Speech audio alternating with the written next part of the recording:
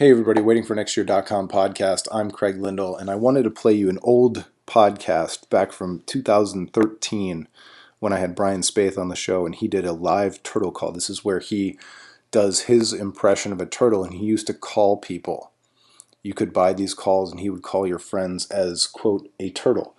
And the voice is really funny and everything else. So we decided during this podcast back in 2013 to have him call Aaron Goldhammer on WKNR live on our podcast and ask a really inane draft question. And it was really funny.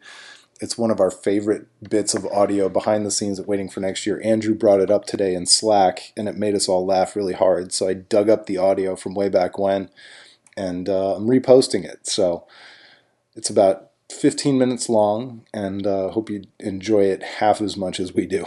All right, thanks. Waiting for next year. Waiting for next year.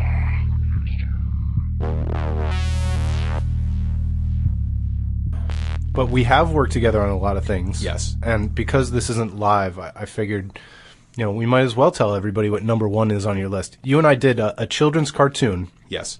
Based on your previous work as the turtle caller. Yes. Turtlecalls. Yes. And now you've brought Turtlecalls back. Yes.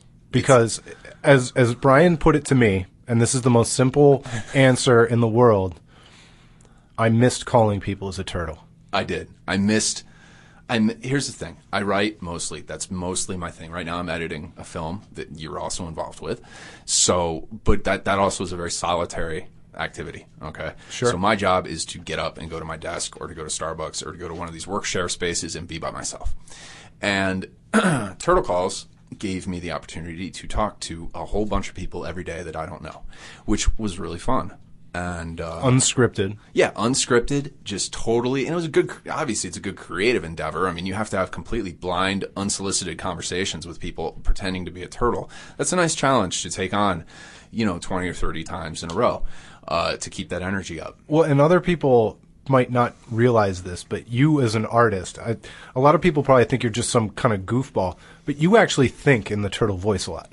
I do, yeah. Oh, yeah. I when I get on the call, I have no idea what I'm going to say. I don't know what's happening at all. You've seen when we did those recordings. Oh, Brian takes on I'm just letting everybody know that you take it seriously. You take on the character. Yeah. and you become the turtle. And I know it sounds awful, pretentious, and silly, maybe, but if you're going to do it, you might as well take it seriously. And I'm a first-hand witness that Brian takes it all very seriously, even the really silly stuff. Yeah. Well, I'll tell you, you're one of the most insulted I've ever been, like at least in the recent past that I can remember. I don't know if I have told you this story or not. I had this, I have the thing on the Turtlecall site that says franchising opportunities. It's a total joke. I didn't know you had that. Yeah, if you look on the site, it says franchising opportunities, and it's written out. It says like, if you have an animal that you'd like to call people and pretend to be, I can set you up. Kind of like Gallagher. Yeah. Like I can set you up with the whole system, and it's all like A to Z. Like it's turnkey. So this guy actually emailed me. Wait, it's turnkey. It's turnkey. That's like somebody who sells vending machine businesses. They're like turnkey business exactly. for sale. Like just for $5,000, I'll get you set up. Or how the Amway people get you to a coffee shop to pitch you. Yeah, exactly. It could not be simpler. So anyway, this guy emails me. He was from LA and he was a stand-up comedian. And he explained what he wanted to do was he wanted to do something called Owen Wilson calls. And he was going to call people and pretend to be Owen Wilson. And so he did his Owen Wilson impression, which was fine, but he only had like 3 different things he could say. He would just be like, oh, yeah, I'm Owen Wilson. Oh, look at my nose. Like, it was like that. And I was like, well, okay. I mean, if you want to do it, like, seriously, like, give me $5,000. I'll give you my whole system. Well, and people don't realize that an impression, the best impressionists in the world, I mean, you look at Kevin Pollak, Jay Moore, those guys are so brilliant at their impressions because they do material as the person they're doing an impression of. It's not just that they can go, hey, my name is Kevin Pollak. They're not doing it. I mean, like, look at Will Ferrell's George Bush. It's not even really anything like George Bush. It just somehow catches the essence of him. And he does material as George Bush and things that George Bush would say. Yeah. And it's not just like repeating lines. I mean, anybody could we see it all the time when people say, look at my George, but Dwight Howard does it all the time. Like, look at my Charles Barkley. And he just repeats something that Charles Barkley said once, you know? Right. It's not really an impression. So anyway, so this guy goes on and on and on telling me how great his Owen Wilson calls will be and all these things and how I, you know. Wait. LA stand-up, this wasn't Jay Moore, was it? No, it wasn't. Okay, because I figure he could start the business himself. He could. I mean, I think he has the resources and the talent. He could do his Christopher Walken calls. Right. I'm sure it'd be a wild success. Yeah, I'm sure it would. But anyway, beyond the fact that I'm thinking to this guy, like, look, I don't know how many people would be that amused to get a call from Owen Wilson. It's weird. Not everyone even knows who he is, you know? Says the guy who calls us Don Cheadle. Yes. This is true. That's a good point. But that's a subcategory of the turtle, and everyone knows what turtles are. Right. Anyway, so this guy says, he's like, well, you know, he's trying to pump me up on how great this is going to be, and he goes, you know, I just think that this could be really good because, you know, what I want to do, like, which is different from what you want to do, is like mine takes actual talent. Oh, wow. And you're not much of a confrontational, I like to fight guy. No. But I'm guessing that set your blood to 110. Yes. 'Cause one, this guy had been talking forever about how great his Owen Wilson calls were going to be. And I was really just getting kind of sick of listening to it because, like, clearly he didn't have $5,000 to give me. And if he did, I mean, I don't think I'd seriously sell him a franchise. I mean, so he's taking a lot of my time. And then he says that. And I seriously, like, I thought, what do I do here? And I just went silent for like 10 seconds. And then I said, look, man, if you think it's easy to call 45, 50 people in a row and have extended conversations as a turtle, you are nuts. And I don't, that's paraphrased, but I was dead serious. Uh-huh.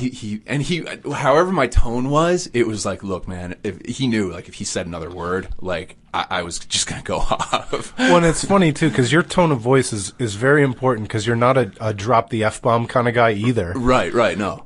So if Brian's ticked off, this is what it sounds like. I always tell people, you'll know if I'm mad because, like, you'll know. I usually spit out nonsensical terms and like noises. I'm just like, my eyes bug out and my head goes crazy and I tighten every muscle. I'm like, what? And then I'll finally say something, but yeah, I make a lot of noises when I'm really, really mad. Yeah. So anyway, that's turtlecalls.com. You can go there. You can purchase a call. I'll call anyone you want. And it's really fun. And so your idea on the call list here, or on the topic list here, was to make a Turtlecall attempt to Rizzo and Goldhammer right now. Yes. All right. Well, do you have the number? I don't. Well, can you look it up on your internet? I'm guessing it's 216-578-0850. Why would you think that? Because every radio station phone number has always been 216-578 and then the numbers. I think it'd be rash to just dial that. What if that's the mayor's number? It'd be a much better turtle call. All right, so I'm looking it up. You're going to put it on speakerphone on your celly. Yeah, my phone's got to turn back on. So in the meantime, let me tell you why I made this list. This is inspired by your show notes. I thought you could just follow this and copy paste it. You've really done a lot of work for me. Yeah, I mean, how do you do your show notes? Do you go back and like listen to the whole show, or do you make notes as we go? Or I try and remember it first, yeah, and then if I can't remember, I scan through kind of 3 minutes at a time just to figure out what we were talking about. Yeah. And the really detailed versions are when I've gone back and re-listened.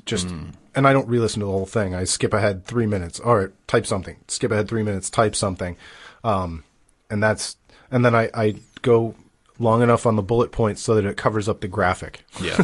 Okay. I don't even go to the end of it. You know, your writer Ben Cox, you know, he was 216-578-0850. Okay. You know, he was in my movie Who Shot Mamba, right? No, I didn't know that. Yeah, he played a rowdy henchman. We shot the final basketball game in Hudson at the gym I went to high school with. He's from Hudson. Of course. And he was a reader on my site, and we said, hey, anybody come in that wants to be a rowdy henchman in this, come on in. So he's in the movie. Oh, that's awesome. Yeah. We'll have to find it on the movie, and he's really he's very prominently featured in the locker room scene. I'm gonna find it. I'm gonna post it on Waiting for Next Year. I'll find it and send you a screen grab. Actually, it's really easy to find. I can't believe he didn't tell me that. I don't know. I don't think you telling me that wasn't a career highlight for him? I don't know. Perhaps he's ashamed of his association with me. Yeah, actually, it's right at the start of Chapter 9, Part 2.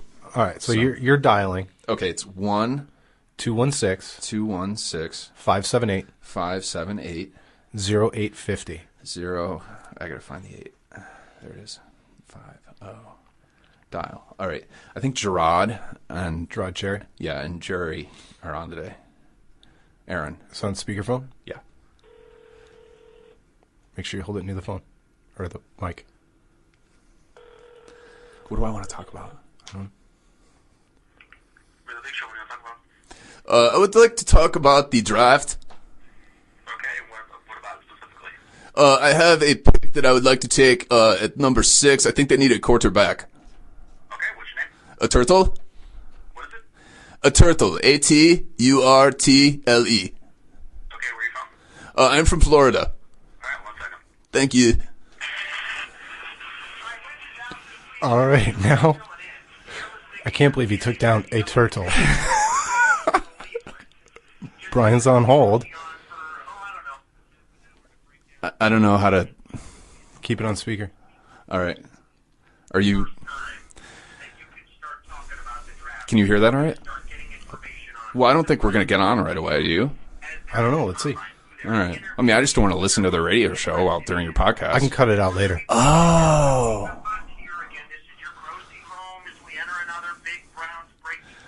I'm going to call him Jerry.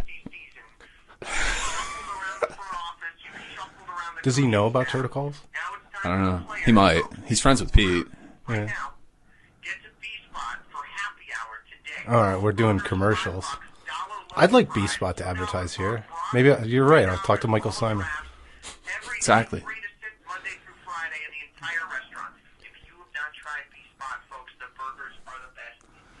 I've never been there. It's really good. We can edit all this out. They have a pickle bar. They We'll do? see how long it takes. All right. Should we talk about something else in the meantime? Well, I don't want to miss it. Oh. I don't want to ruin the big bit. You got hankering for a burger. He wasn't throwing 8 touchdowns like he did against Baylor. Boy, you know, but my point, Gerard, is you're poking holes in everything. You might as well get the guy with holes at the position you need the most, the quarterback. No, that's the place you don't want to have holes in. You want the Andrew Luck RG3 scenarios, and unfortunately this year they're not there. Artrell is in full. A really big show. Hi, Artrell. Hey, what's going on? It's actually a turtle. A turtle. Yes. Is this a turtle? Yes. What's your take on the 6th pick? Well, I think they need to take Mike Barkley because he is the most handsome candidate to be on the team, and I think from a marketing perspective, that's very important. You think Matt Barkley looks like a... Yes, he's super cute. Yeah. Oh, there you have it, folks. We did it. We done did it. We did it. I'm exhausted. So now the real question is, should we turn on the really big show online and catch the replay 30 seconds later? Oh, is that when it comes on? I don't know, maybe. I'm exhausted. I'm sweating. Let me just try this real quick. We've already gone to the well. I'm sweating.